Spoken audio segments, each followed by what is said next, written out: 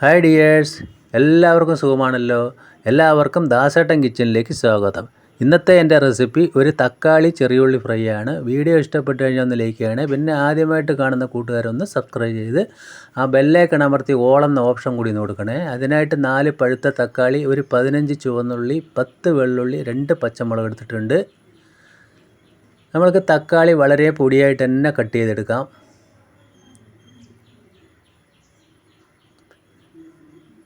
ഇതേ രീതിക്കാണ് ഞാൻ ആ തക്കാളി കട്ട് ചെയ്തിരിക്കുന്നത്. അപ്പോൾ നമുക്ക് എല്ലാ തക്കാളിയും അതുപോലെ ഞാൻ കട്ട് ചെയ്തിട്ടുണ്ട്. ഇനി നമ്മൾ ചുവന്നുള്ളി കട്ട് ചെയ്യുന്നത് വലിയ ചുവന്നുള്ളിനെ 2 പീസാക്കുക. ചെറുതാണെങ്കിൽ കട്ട് ചെയ്യേണ്ട ആവശ്യമേ ഇല്ല.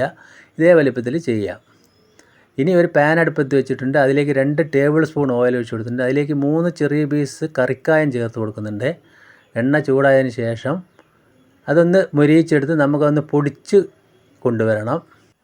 ഇനി അതിലേക്ക് 1/4 സ്പൂണ് കടുക് ഇട്ട് കൊടുക്കാം. കടുക് പൊട്ടുന്ന സമയത്ത് പൊടിയായി അരിഞ്ഞു വെച്ചിരിക്കുന്ന വെള്ളുള്ളി ചേർത്ത് കൊടുക്കാം. കൂടെ തന്നെ പച്ചമുളക് കീറിയതും ചേർത്ത് കൊടുക്കാം.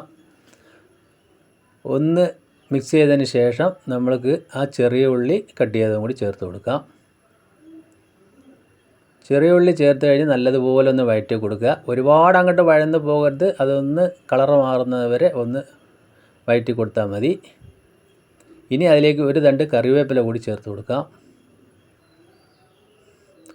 ഈ ഘട്ടത്തിൽ നമ്മൾക്ക് അതിലേക്ക് തക്കാളി അരിഞ്ഞത് ചേർത്ത് കൊടുക്കാം. ഇതേ ഘട്ടം ആകുന്ന സമയത്ത് നമ്മൾക്ക് ആ തക്കാളി അരിഞ്ഞത് അതിലേക്ക് ചേർത്ത് കൊടുക്കണം. കൂടെ തന്നെ അല്പം ഉപ്പ് ചേർത്ത് കൊടുക്കുന്നുണ്ട് ആവശ്യത്തിന്. ഇനി 1/4 സ്പൂൺ മഞ്ഞൾപ്പൊടി, ഒരു 3/4 സ്പൂൺ മുളക് പൊടി, 3/4 സ്പൂൺ അളവിൽ സാമ്പാർ പൊടിയാണ്. സാമ്പാർ പൊടിയാണ് ഇതിൻ്റെ ടേസ്റ്റ്, നിർബന്ധമായിട്ട് ചേർക്കണം. എന്നതിന് ശേഷം നല്ലതുപോലെ ഒന്ന് മിക്സ് ചെയ്ത് കൊടുക്കുക.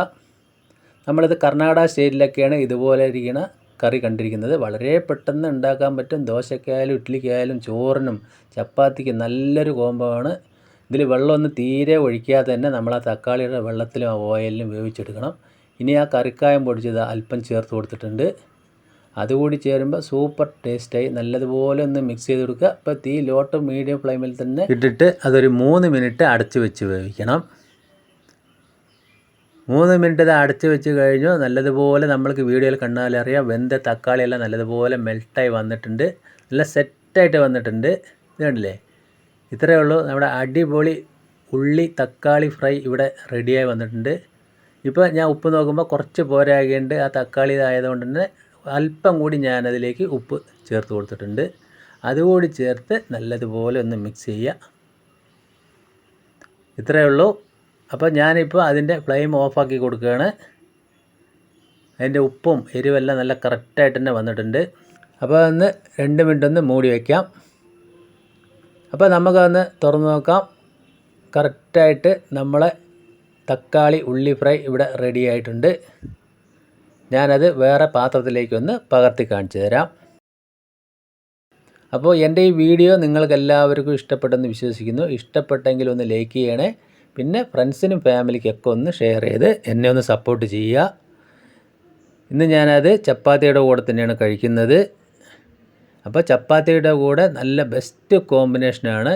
ഇതുപോലെ ചെയ്യാത്തവർ നിർബന്ധമായിട്ടൊന്ന് ചെയ്ത് നോക്കുക. നിങ്ങൾക്ക് എല്ലാവർക്കും ഇത് ഇഷ്ടപ്പെടും. വീണ്ടും നല്ല വീഡിയോയുമായിട്ട് കാണാം. Thank you.